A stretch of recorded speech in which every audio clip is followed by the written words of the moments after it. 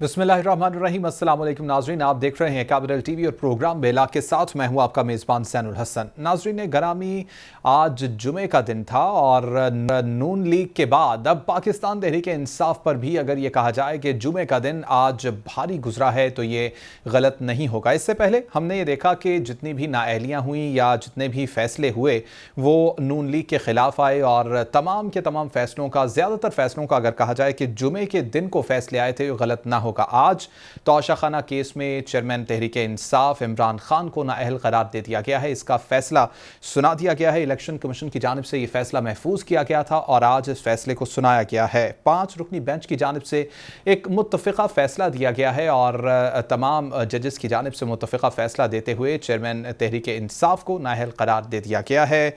और इस फैसले के बाद PTI के वर्कर्स में कुछ हमने ये देखा कि पैनिक की सूरत हाल तो सामने आई। हमने ये देखा कि मुख्तलिफ शहरों में मुख्तलिफ रोड्स को ब्लॉक किया गया और उसके बाद मुख्तलिफ शहरों में एहतजाज का सिलसिला जारी रहा। लेकिन जिस तरह से एक्सपेक्टेशंस की जा रही थी, शायद ये एहतजाज उस लेवल का नहीं था।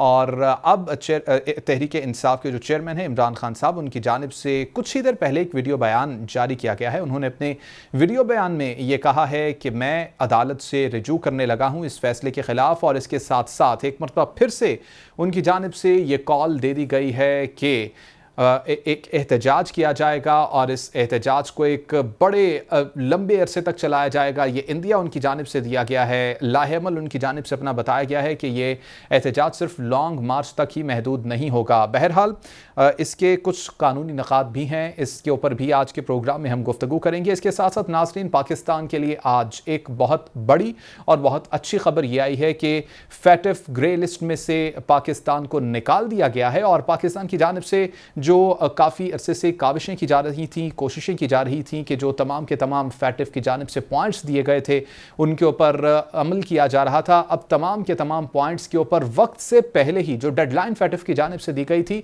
उससे पहले ही तमाम पॉइंट्स के ऊपर काम मुकम्मल कर लिया गया है और बिलाखिर पाकिस्तान को ग्रे लिस्ट से वाइट लिस्ट में शामिल कर दिया गया है। इसके बाद पाकिस्तान के लिए काफ़ी आसानियाँ पैदा होंगी कर्ज़ों के हसूल में। लेकिन इसके साथ साथ नाजरीन, जो क्रेडिट लिया जा रहा है वो तमाम का तमाम मौजूदा हुकूमत क्रेडिट तस्लीम कर रही है और ये कह रही है कि जो हमने और हमारी डिप्लोमेसी ने किरदार अदा किया है, हमारे वजारत ख़ारजा की जानिब से किरदार अदा किया गया है, वो बेहतरीन किरदार रहा। गोया कि इससे पहले की जो हुकूमतें थीं, जो किरदार उन्होंने अदा किया उसको यकसर नज़रअंदाज कर दिया गया है। इसके ऊपर भी बात करेंगे। हमारे साथ मौजूद होंगे मुस्लिम लीग नून आसिफ बाजवा साहब। इसके साथ साथ हमें नुसरत वहीद साहिबा ज्वाइन करेंगी, पाकिस्तान तहरीक इंसाफ से ताल्लुक़ रखती हैं।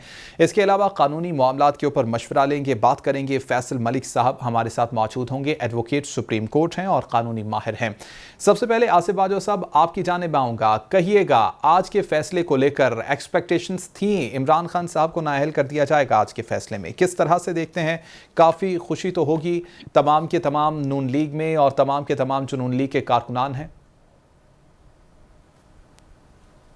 बिस्मिल्लाहिर्रहमानिर्रहीम, आपका बहुत शुक्रिया। गुजारिश ये है कि जो आज एक्सपेक्टेड था, इस पे हम उम्मीद करते थे कि ये फैसला जो है ये इमरान न्याजी साहब के खिलाफ हो जाएगा।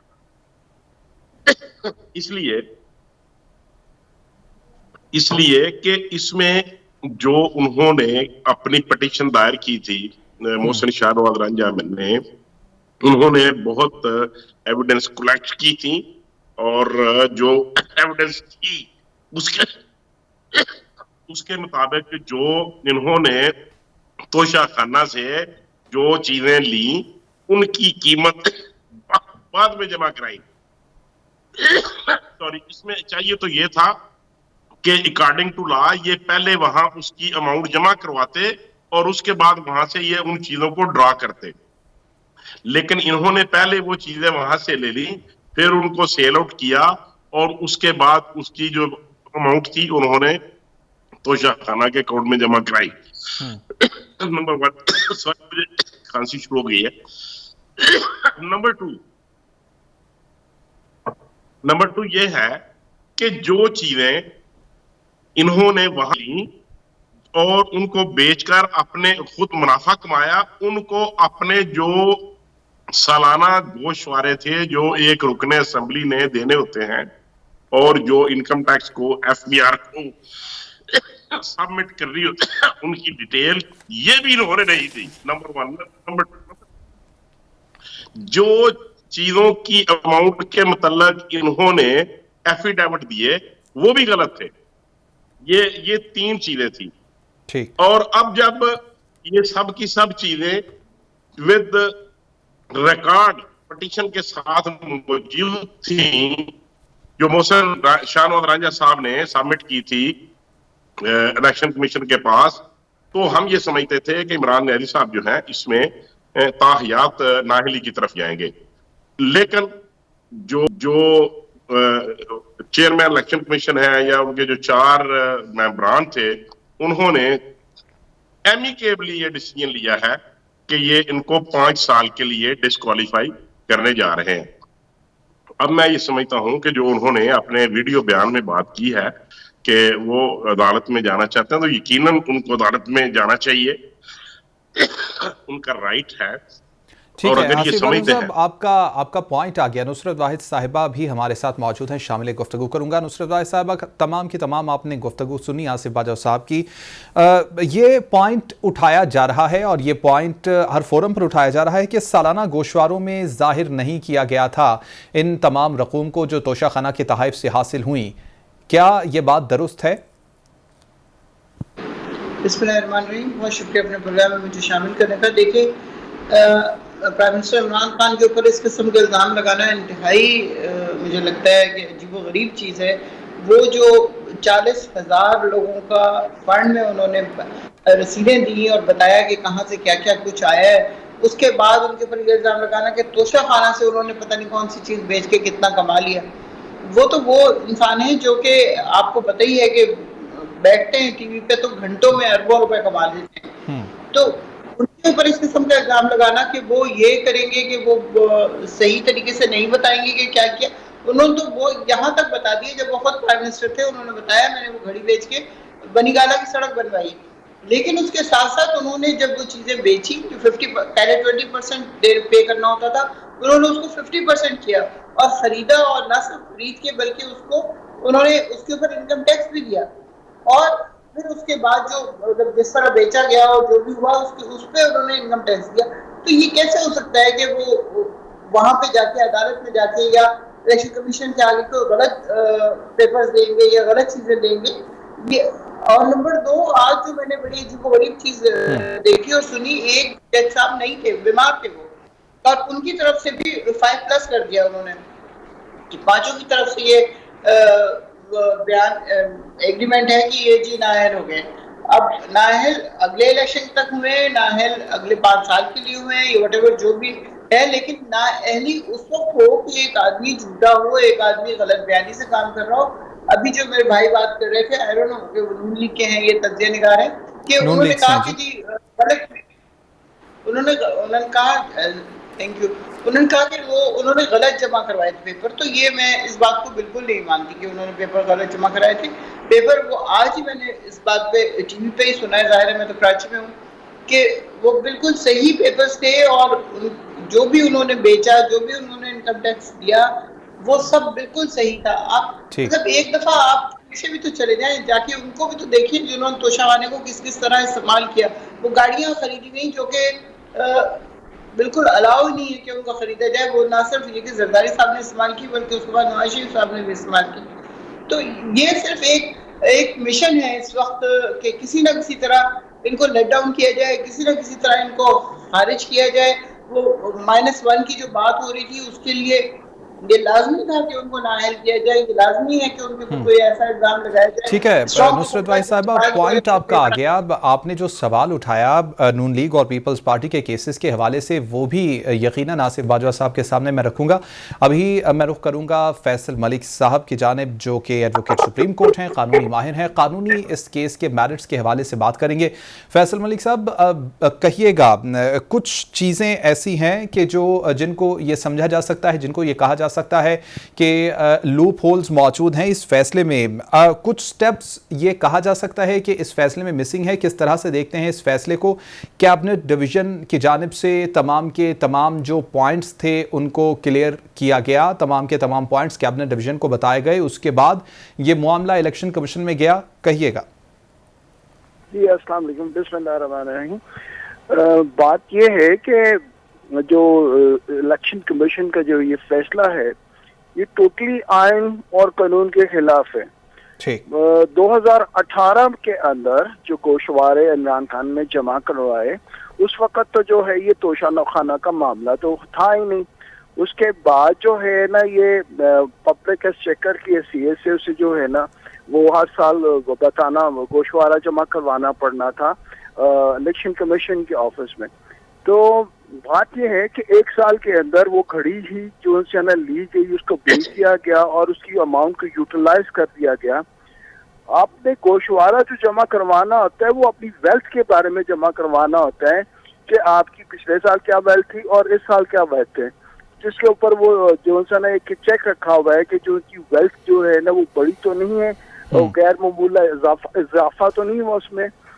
ये तो जो है ना इलेक्शन कमीशन ने तो टैक्स डिपार्टमेंट का जो है ना काम अज्यूम कर लिया है। वो मतलब साल में जो है ना इमरान खान ने क्या खाया, क्या पिया और कितना खर्च किया और कहाँ और कितने तोहफे खरीदे और कितने लिए, और इन्होंने क्या इलेक्शन कमीशन ने सेल्स टैक्स वसूल करना था इमरान खान से। ये क्या बात हुई? ये तो टोटली गैर आईनी और गैर कानूनी फैसला है जी। ये तो टैक्स डिपार्टमेंट का काम है कि वो आपके जो है ना वो आपके बिजनेसेस को इंक्वायर करे और आपकी सारी जो है ना खरीदो फरोख्त को इंक्वायर करे। जो है इलेक्शन कमीशन जो ऑफिस है उसका ये काम नहीं है। उसका ये काम सिर्फ ये है कि वो देखे कि ये इनका वेल्थ में गैर मामूली इजाफा तो नहीं हुआ। अगर वो इजाफा हुआ तो उसकी एक्सप्लेनेशन मांगे, ठीक है जी। इसके अलावा तो वो कुछ नहीं कर सकते। अच्छा फैसल मलिक साहब, पॉइंट यही उठाया जा रहा है कि जो सालाना गोशवारे हैं वो उनके अंदर ये रकूम जाहिर ही नहीं की गई, ये रकूम शामिल ही नहीं की गई। इसी पॉइंट को आगे उठाया गया है इलेक्शन कमीशन की जानिब से। क्या ये पॉइंट भी गलत है? बात ये है कि अगर जो है मैंने कोई घड़ी खरीदी और वो घड़ी खरीद के तो वो मैंने घड़ी जो सी है ना वो बेच दी, ठीक है। वो बेचने के बाद वो पैसा मैंने जो है ना वो मेरे बैंक में ही आया और मेरी वेल्थ के अंदर वो शो हुआ है। अगर मैं घड़ी शो कर दूं या वो उसको बेच के उसके पैसे मैं शो कर दूं, वो के डेफिनेटली वो तो बैंक अकाउंट पे शो हुए हैं सारे।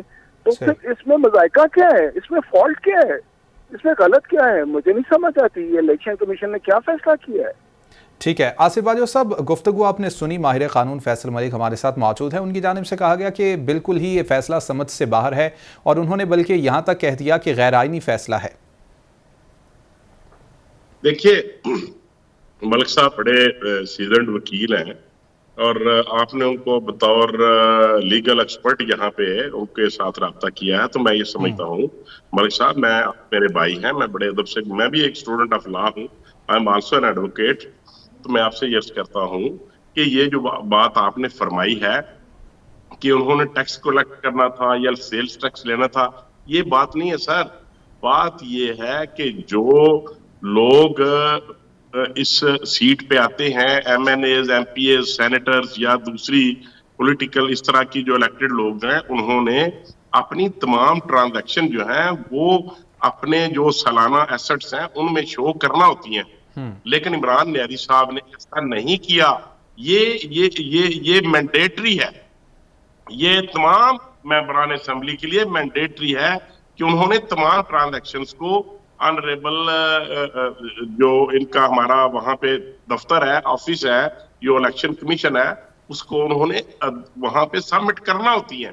ये कोई ऐसी बात नहीं है कि ये कोई अकेले इमरान साहब ने ये काम करना था, तमाम मेंबरान ने ये काम करना होता है। और ये देखें जो इलेक्शन कमीशन है इसका प्रोटोकॉल हाई कोर्ट के जज के बराबर है और वहां उनको ये एक इंडिपेंडेंट इंस्टीट्यूशन है, ये एक कमीशन है, ये पाकिस्तान का इदारा पाकिस्तान के आइन के मुताबिक है। उसके मुताबिक इन्होंने तमाम चीजें मेंबरान असेंबली ने उसको देने के वो पाबंद हैं, मैंडेटरी है, हर हालत में उन्होंने देना है। तो उनकी ठीक है, खिलाफ वर्जी आसिफ की साहब है पॉइंट आ गया। और फैसल कोई मलिक साहब ऐसा कैसे गैर कानूनी रिस्पॉन्ड काम करेंगे इस पॉइंट के ऊपर? लीगली केस करना चाहूंगा। मेरी थोड़ी सी बात सुन लीजिए। जी। बात आप जो है ना वो वजह कह रहे हैं, लेकिन इसको जो है ना कानूनी इसकी हैसियत तो देखें कि आप जो है ना इनकम टैक्स कौन इकट्ठा करता है। मैंने अगर कोई काम किया, मैंने बिजनेस किया, तो उसका मैंने इनकम देनी है तो वो इनकम टैक्स डिपार्टमेंट इकट्ठा करता है। अगर मैंने कोई बिजनेस किया, वो काम किया और वो मैंने सेल परचेज की, तो फिर जो है ना उसका सेल टैक्स कौन इकट्ठा करता है? वो एक्साइज डिपार्टमेंट, टैक्स डिपार्टमेंट इकट्ठा करता है। सिर्फ जो है गोशवारा जमा करवाना, जो भी मेरी थोड़ी सी बात सुन लें, जो गोशवारा जमा कराना होता है 173 इलेक्शन एक्ट 2017 के तहत, उसके जो है ना उसमें यही सिर्फ इतना है कि आपकी जो है ना वेल्थ, जो मौजूदा आपके पास कितने प्लॉट हैं, कितनी गाड़ियां हैं, बैंक में कितनी अमाउंट है, और आपके इस वक्त रनिंग बिजनेसेस क्या क्या हैं और क्या क्या चल रहे हैं, और उससे जो है ना क्या क्या इनकम का आ रही है। ये होता है सर एसेट्स एवैल्यूएशन। और ये एसेट्स एवैल्यूएशन गोशवारे में जो है ना आप जो है ना जो इलेक्शन कमीशन के पास जमा करवाते हैं, उसमें ये दी जाती हैं।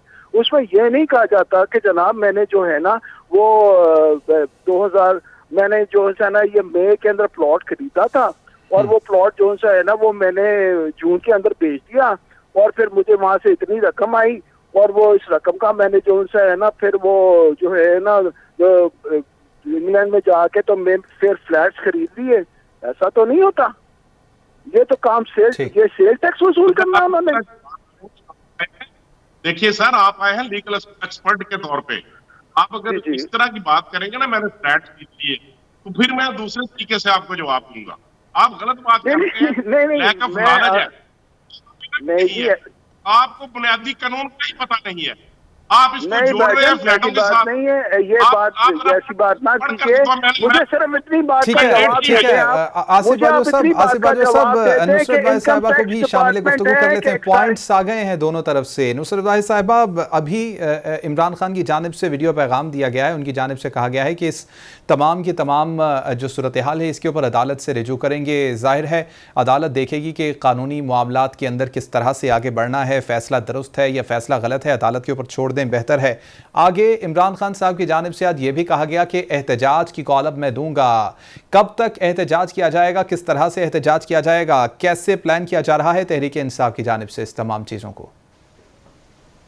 देखिए, प्राइम मिनिस्टर इमरान खान की तरफ से या पीटीआई की तरफ से जब भी कोई एहतजाज हुआ है वो इतना पीसफुल होता है, या जलसे आपने देखे कितने बड़े बड़े लाखों की तादाद में लोग आते थे, बेइंतहा पीसफुल तरीके से हम लोग उसमें शामिल होते हैं और उसके बाद अपने अपने घरों को चले जाते हैं।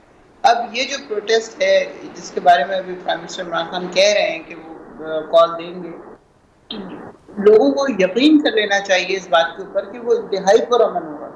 सही, उसमें कोई ऐसी चीज नहीं होगी जो कि मुल्क को नुकसान पहुंचा रही हो या किसी और शोबे को नुकसान पहुंचा रही हो। हमारा एक मकसद है कि एक चलती हुई हुकूमत को, जो कामयाबी से चल रही थी, जो जिसमें इंतहाई नामसाइल हालात होने के बावजूद कि कोरोना आ गया, उसके बाद टिड्डी दल था, फिर उसके बाद और बाकी बहुत सारी चीजें होती रही, लेकिन उसके बावजूद आपकी इकॉनमी 5.6 पे चली गई, जिसका एतराफ बाद में किया गया, हमारी हुकूमत निकलने के बाद किया गया। आप देखिए सारी इंडस्ट्रीज 100% पे काम कर रही थी, एक्सपोर्ट हमारी बढ़ गई, चीजें बहुत बेहतरीन तरफ जा रही थी, इज्जत में इजाफा हो रहा था। आप देखें 15 मार्च का दिन किस लिए मुकर्रर किया गया, ये एक वो चीजें हैं जिसको आप निगेट नहीं कर सकते। उसके बावजूद चूंकि अपनी जमीन से इजाजत नहीं दी गई कि हम आपको ड्रोन हमलों की इजाजत दें जिसमें हमारे लोग भी मरे, तो उसकी सजा मिली।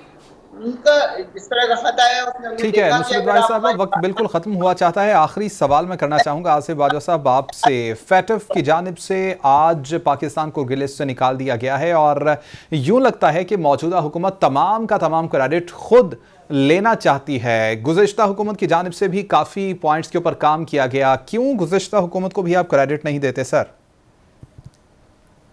देखिए बात यह है कि क्या हम उस शख्स को क्रेडिट देंगे जो ये कहता है कि मैं इनके साथ हाथ मिलाने को तैयार नहीं, हम इससे इनसे बात करने को तैयार नहीं।